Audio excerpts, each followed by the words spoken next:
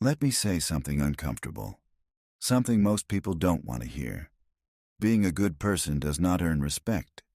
In many cases, it quietly destroys it.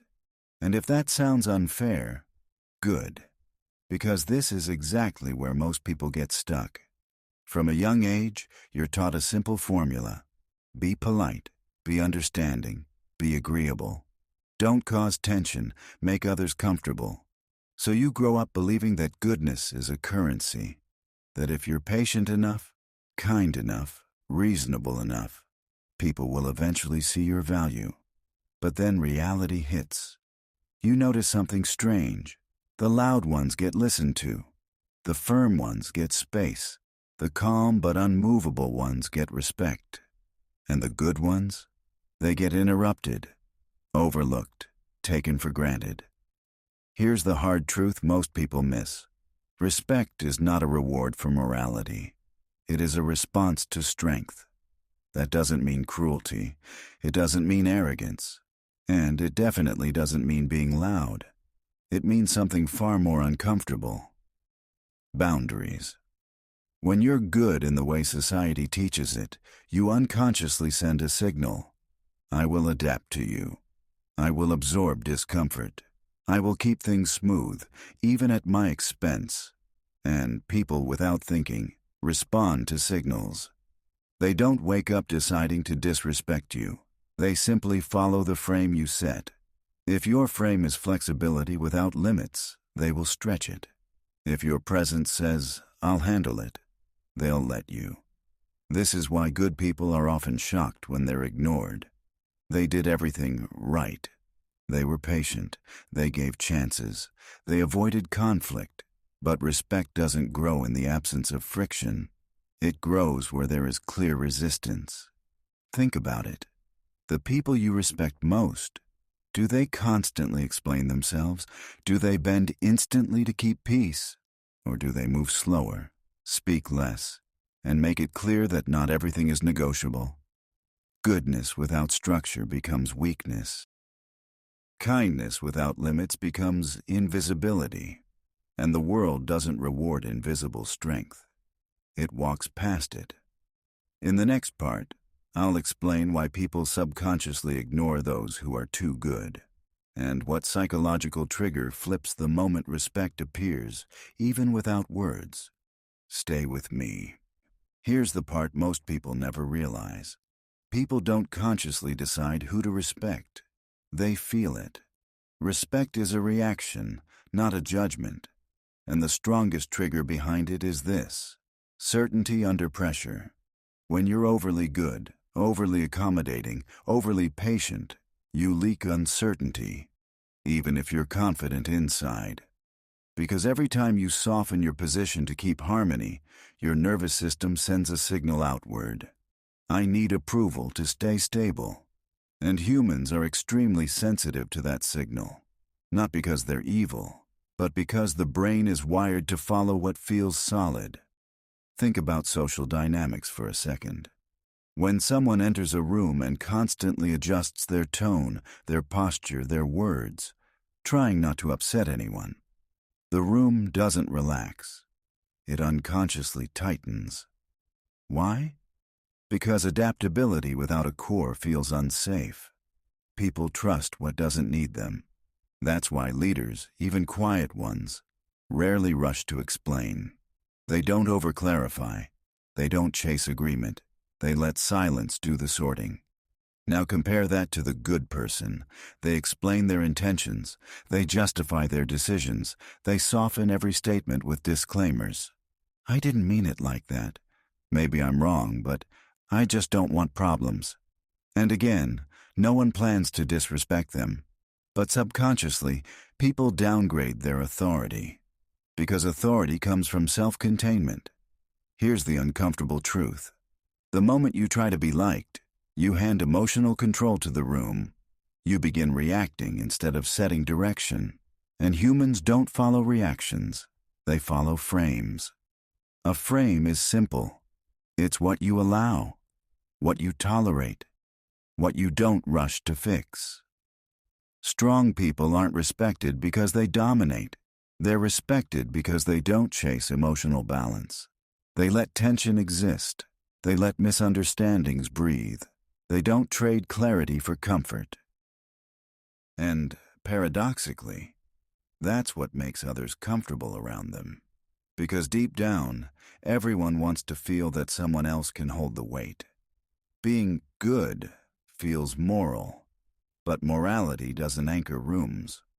Presence does. In the next part, I'll show you the exact behavioral shift that separates a respected person from a nice one, without becoming cold, rude, or aggressive. This is where most people get it wrong. Here's where most people misunderstand the solution. They think respect comes from acting tougher, from saying no louder, from copying dominant body language. That's not it. True authority doesn't come from adding force. It comes from removing need. The shift is internal, but the effect is visible. A respected person doesn't enter interactions asking, "Will they like me?" They enter asking, "Is this aligned with me?" That single difference changes everything. Watch closely how this plays out. When someone disagrees with a good person, the good person explains. When someone challenges them, they defend. When someone misunderstands them, they rush to clarify. All of that is movement toward the other person. And movement toward someone under pressure signals lower ground. Now look at someone with quiet authority. When challenged, they pause. When misunderstood, they don't chase correction. When disagreed with, they stay still. Not passive, not frozen. Still. That stillness communicates something powerful. I'm not destabilized by your reaction, and that's what people read as strength. Here's a hard truth. People don't test weak people aggressively. They test them subtly, through tone, through small boundary pushes, through emotional pressure. And every time you rush to smooth it over, you fail the test, without realizing it even happened. This is why being nice often backfires. Niceness is proactive comfort. Authority is tolerated discomfort. You don't need to become cold. You don't need to be distant. You need to stop preemptively adjusting. Let people sit with uncertainty. Let silence do its job. Let others reveal themselves instead of managing their reactions. Here's a simple example. Someone makes a passive-aggressive comment. The good response: "Oh, I didn't mean it that way. Sorry if it came across wrong." The authoritative response: silence. Eye contact, neutral expression, no explanation, no defense. And suddenly the pressure shifts. Because now they are holding the discomfort, not you. That's the core principle.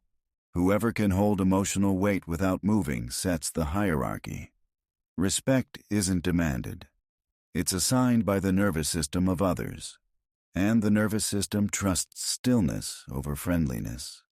In the final part, I'll show you how to apply this without damaging relationships, and why this actually makes people trust you more, not less. This is the part most people are afraid of, but it's the key. Here's the part most people never hear. When you stop trying to be liked, you don't lose people. You lose the wrong position you were stuck in. At first, something uncomfortable happens.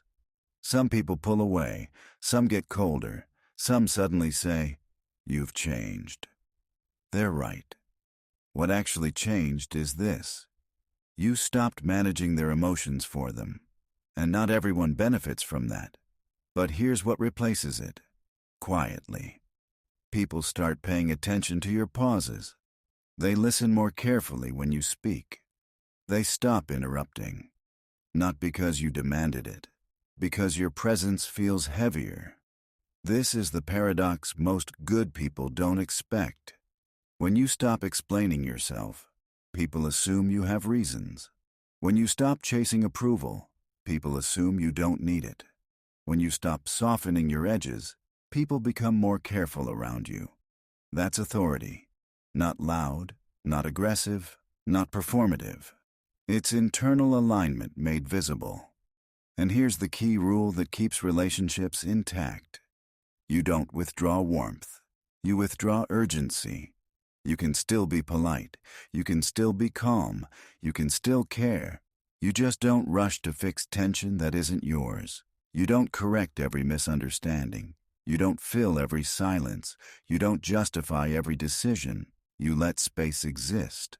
And space does something words never can. It reveals who respects you without needing control. This is why strong leaders often speak less over time. They don't lose clarity. They gain gravity. People lean in, not because they're afraid, but because your calm signals safety and certainty at the same time. If there's one thing to remember from this video, it's this. Being liked feels good in the moment. Being respected feels stable over time. Approval is volatile. Authority compounds. So stop asking yourself, do they like me? Start asking, am I standing on my own ground? Because the moment you are, others will feel it, and they'll adjust. Quietly,